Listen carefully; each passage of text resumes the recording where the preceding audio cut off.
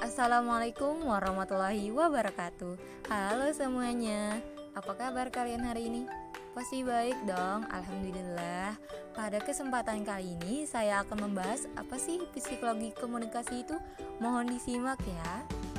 Oh iya nih, kita belum kenalan. Perkenalkan, nama saya Siti Zulaika dengan NIM 1901040028, dan yang di samping saya ini ada Ibu Reskiatul Hasanah, Esos Emsos, dosen pengampu mata kuliah Psikologi Komunikasi.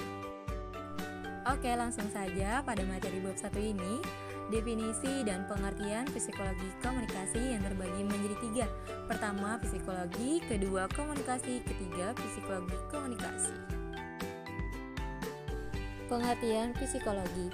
Psikologi berasal dari bahasa Yunani "psyche" yang berarti jiwa, logos berarti ilmu pengetahuan, sehingga secara etimologis psikologi dapat diartikan dengan ilmu yang mempelajari tentang jiwa, baik mengenai gejalanya, prosesnya maupun latar belakangnya. Pengertian komunikasi. Komunikasi adalah suatu proses penyampaian informasi atau pesan, ide, gagasan dari satu pihak kepada pihak yang lain. Pada umumnya, komunikasi dilakukan secara lisan atau verbal yang dapat dimengerti oleh kedua belah pihak.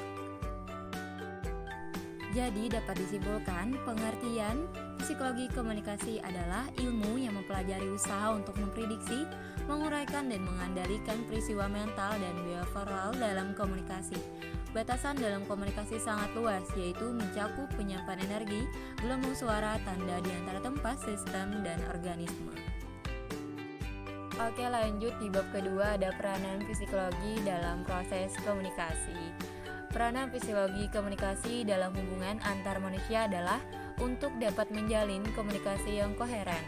Artinya dapat menjalin komunikasi yang efektif dengan berpangkal pada sumber masalahnya dan usaha untuk mengatasi masalah tersebut, menanggapi masalah dengan fokus dan tanggapan yang sesuai.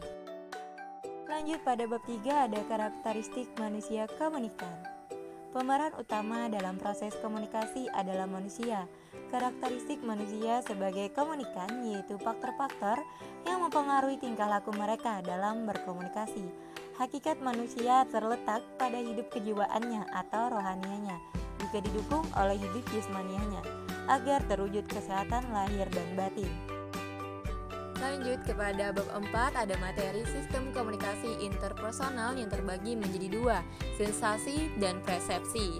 Masuk kepada sensasi, tahap paling awal dalam penerimaan informasi ialah sensasi. Sensasi berasal dari kata sense, artinya alat penginderaan yang menghubungkan organisme dengan lingkungan. Menurut Dennis, bila alat-alat indera mengubah informasi menjadi impuls-impuls saraf dengan bahasa yang dipahami komputer otak, maka terjadilah proses sensasi. Masuk kepada lanjutan persepsi. Persepsi adalah pandangan atau penilaian terhadap stimuli yang diterima. Persepsi ini erat kaitannya dengan sensasi. Sensasi hanya sekedar respon alat indera dalam menerima stimuli tanpa adanya pandangan atau penilaian terhadap stimuli tersebut. Sedangkan persepsi adalah pandangan atau penilaian terhadap stimuli setelah adanya sensasi. Dengan demikian, sensasi itu merupakan bagian dari persepsi. Oke, lanjut, ada bab kelima, ada peranan motivasi dalam komunikasi yang terbagi menjadi 2, ada motivasi dan peranan motivasi. Ya, kata motivasi berasal dari bahasa Inggris yaitu motivation, yang artinya daya batin atau dorongan. Sehingga pengertian motivasi adalah sebuah dorongan, hasrat ataupun minat yang begitu besar di dalam diri untuk mencapai suatu keinginan, cita-cita dan tujuan tertentu. Adanya motivasi akan membuat individu berusaha sekuat tenaga untuk mencapai yang diinginkannya. Seseorang yang memiliki motivasi tinggi akan memberikan dampak yang lebih baik ke hidupannya. Tingginya motivasi tersebut akan mengubah perilakunya untuk menggapai cita-citanya. Motivasi mengandung 3 komponen pokok, yaitu menggerakkan, mengerahkan, dan menopang tingkah laku manusia. Tujuan motivasi bagi komunikator adalah untuk mengarahkan agar timbul kesadaran untuk membawa ke perubahan tingkah laku yang lebih baik. Pembahasan yang terakhir ini ada di bab 6, konsep diri dan atraksi interpersonal. Ya, konsep diri.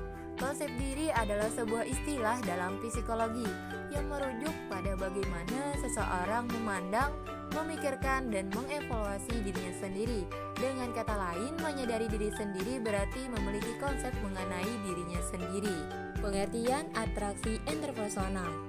Atraksi berasal dari bahasa Latin yaitu attrahir dan ter, menarik. Jadi, atraksi interpersonal adalah kesukaan pada orang lain, sikap positif dan daya tarik seseorang. Sehingga, atraksi interpersonal adalah kecenderungan seseorang untuk menilai orang lain yang pada akhirnya akan memunculkan rasa tertarik atau senang kepada orang yang bersangkutan. Oke teman-teman, penjelasan kali ini sudah berakhir. Terima kasih atas waktunya yang sudah melihat video ini. Mohon maaf apabila ada kesalahan. Wassalamualaikum warahmatullahi wabarakatuh.